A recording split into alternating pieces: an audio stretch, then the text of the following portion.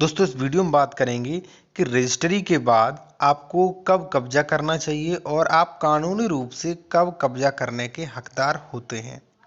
तो इसमें दो पॉइंट में बात करेंगे, रजिस्ट्री के बाद कब करना चाहिए और रजिस्ट्री में क्या क्या अंतरण किया जाता है। देखिए, जो भी आपने ज़मीन की रजिस्ट्री कराई तो वहाँ पर क्या क्या अंतरण किया जाता है और इसके अनुसार जो भी रजिस्ट्री से जुड़े और भी महत्वपूर्ण पॉइंट हैं वो इस वीडियो में उन पर बात करेंगे। तो चलिए वीडियो शुरू करते हैं। देखिए, सबसे पहले बात कर लेते हैं कि क्या क्या अंतरण किया जा सकता है। जमीन जो है, जो आप खरीद रहे हैं, वहां पर उस जमीन का क्या क्या अंतरण किया जाता है। सबसे पहले मैं आपको बता दूं कि अंतरण का मतलब होता है ट्रांसफर। ठीक है, जैसे मान लीजिए आपके पास कोई भी चल संपत्ति है या अचल संपत्ति है तो आप उसका किसी भी व्यक्ति को अंतरण कर सकते हैं, यानी कि उस संपत्ति को ट्रांसफर कर सकते हैं। ठीक है, जैसे मान लीजिए आपके पास कोई घर है, कोई खेत है, या मान लीजिए कोई कार है, तो उसे भी ट्रांसफर किया जा सकता है। और अंतरण भी कई तरीके से होता है, लेकिन हम वहां पर हम तरीकों के बारे में बात नहीं करेंगे। वहां पर यहाँ पर हम बात करेंगे कि जैसे मान लीजिए आप कोई जमीन खरीद रहे हैं या कोई जमीन खरीद रहे हैं तो वहां पर कौन कौन सी चीजें अंतरण करना, ट्रांसफर करना अनिवार्य होता है, जिससे आपको भविष्य में कोई भी परेशानी ना आ पाए। देखिए, यहाँ पर मैं आपको एक उदाहरण दे दूं। सपोज दैट मान लीजिए आप कोई 1 बीघा जमीन खरीद रहे हैं और यदि मान लीजिए, देखिए अब आप जमीन खरीद रहे हैं तो वहां पर आप रजिस्ट्री कराएंगे तो वहां पर लिखी जाएगी कि भाई फला आदमी, जब मान लीजिए जो भी ए व्यक्ति है वो आपको जमीन बेच रहा है तो वहां पर पूरी भाषा लिखी जाएगी कि ए व्यक्ति बी व्यक्ति को संपत्ति अंतरण कर रहा है, इतने पैसों में कर रहा है, और भी जो भाषा है वो लिख दी जाएगी। लेकिन यहाँ पे जरूरी ये होता है कि उस भूमि के साथ साथ आपको क्या क्या अंतरण किया जा रहा है। सपोज दैट मैं आपको एक उदाहरण दे दूं कि जैसे मान लीजिए जो जमीन आप खरीद रहे हैं वहां पर कोई कुआं है, या मान लीजिए वहां पर कोई बोरिंग है, वहां पर नल लगा हुआ है, या मान लीजिए समर लगी हुई है, तो वहां पर आप उसका भी अंतरण कर सकते हैं। वो भी बेची जा सकती है, रजिस्ट्री में उसको मेंशन करवा सकते हैं आप कि इस खेत में ये चीज बनी हुई है, इसका भी अंतरण यहाँ पर हो रहा है। ठीक है, जैसे मान लीजिए यहाँ पर क्या क्या मैंने बताया, जैसे मान लीजिए कोई कुआं है, कोई बोरवेल है, मान लीजिए बोरिंग है कोई, या मान लीजिए कोई पेड़ है। भाई ऐसा भी हो सकता है, जैसे मान लीजिए सपोज दैट आज आपने कोई जमीन खरीदी, वहां पर कोई मान लीजिए 10 पेड़ हैं बहुत अच्छे, और यानी कि बहुत महंगे पेड़ हैं, तो वहां पर उन पेड़ों का मेंशन रजिस्ट्री में करवाना बहुत जरूरी होता है, जिससे उन पेड़ों, जो भी पेड़ हैं उनका भी अंतरण हो जाता है और वो पेड़ जो होते हैं, जो व्यक्ति रजिस्ट्री करा रहा है उसके हो जाते हैं भविष्य में, जिससे दिक्कत नहीं आएगी। भाई क्या होगा, जैसे मान लीजिए 1 बीघा जमीन बेच दी आपने, वहां पर उन पेड़ों का मेंशन नहीं करवाया, तो हो सकता है भाई वो व्यक्ति जो है अगले दिन भाई ये कहे, जब आप उस पर कब्जा करें तो वो कहे नहीं, हमने पेड़ों का अंतरण नहीं किया है और जो भी पेड़ हैं वो हमारे हैं अभी भी। ठीक है, तो इससे बचने के लिए भविष्य में जो भी, जैसे मान लीजिए पेड़ है, या इनसे बचने के लिए, विवाद से बचने के लिए आप जो भी रजिस्ट्री करा रहे हैं वहां पर इस बात को मेंशन करवाएं कि इस जमीन में जो भी पेड़ हैं, जो भी कुआं है, जो भी बोरिंग है, उसका भी अंतरण किया जा रहा है। इससे भी सबसे महत्वपूर्ण बात यह है कि देखिए, जो भी फसल है उसका भी अंतरण होता है। जैसे मान लीजिए आपने, किसी व्यक्ति ने, ए व्यक्ति जिसकी जमीन थी, उसने कोई फसल कर दी है, वो फसल उगाई है और उसके बाद वो बेच रहा है, तो आप उस उगी हुई फसल का भी अंतरण करा सकते हैं, जिसे पकने के बाद आप उसके काटने के अधिकारी होंगे। चलिए बात करते हैं फसल अंतरण कराने से आपको क्या फायदा होगा। इससे पहले हम बात करेंगे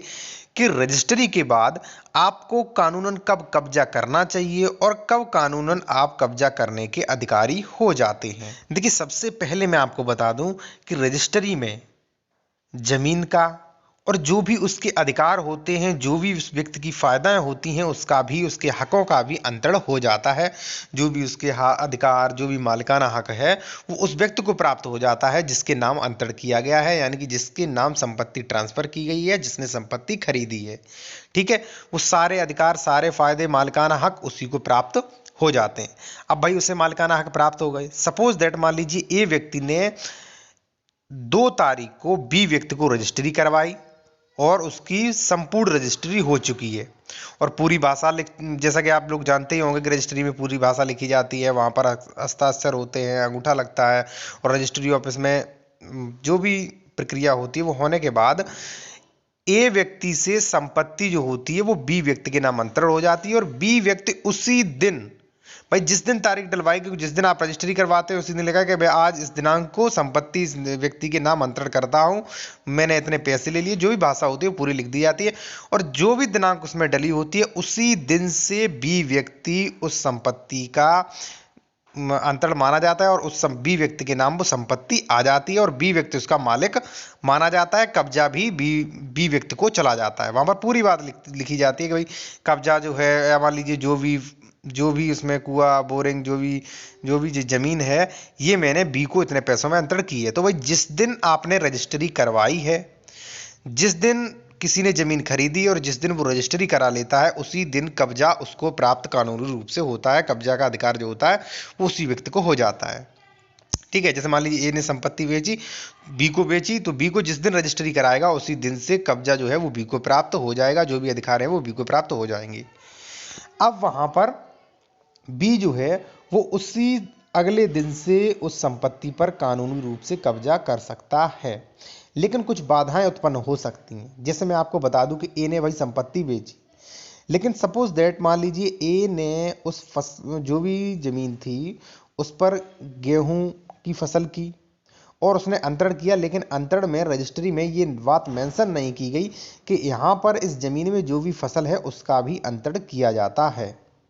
अगर जैसे मान लीजिए मेंशन नहीं की गई तो बी व्यक्ति जो है जिसको जमीन बेची गई थी, वो फसल न कटने तक, जब तक फसल पकेगी नहीं, ए व्यक्ति नहीं काट लेगा अपनी फसल,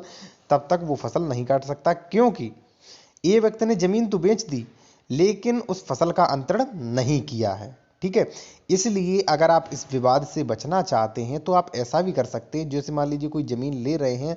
तो आप जो भी उस पर फसल है, मान लीजिए उस पर ईख की फसल है या मान लीजिए XYZ कोई फसल है, तो आप उस फसल को भी वहाँ मेंशन करा दें, और जो भी है आप ए और बी दोनों ही लोग आपस में मिलजुल के बात कर सकते हैं कि भाई मुझे फसल भी लेनी है, जो भी आपका नुकसान है या जो भी मान लीजिए आप इसका हर्जाना लेना चाहते हैं वो ले लें, या मान लीजिए अगर आपको कोई एतराज़ नहीं है, कोई भी दिक्कत नहीं है, तो ए वो फसल काट लेगा, उसके बाद ही आप कब्जा प्राप्त कर सकते हैं। यहाँ पर देखिए आपको महत्वपूर्ण जानकारी ये मिली है कि जब भी आप रजिस्ट्री कराते हैं तो उस पर पेड़, फसल, कुआं, बोरिंग, अगर आप चाहें तो सभी को वहाँ पर उसके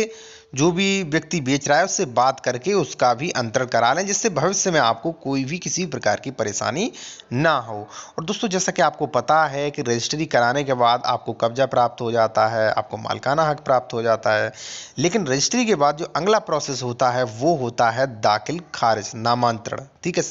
जिससे अगर मान लीजिए आप दाखिल खारिज के बारे में नहीं जानते हैं तो वीडियो की डिस्क्रिप्शन में कई वीडियो की लिंक दी गई है, मेरी वेबसाइट की लिंक दी गई है, आप वहां पर जाकर और ये सभी बातें आप लिखित रूप में पढ़ सकते हैं। अगर वीडियो अच्छा लगा तो वीडियो को लाइक करें और चैनल को जरूर सब्सक्राइब करें।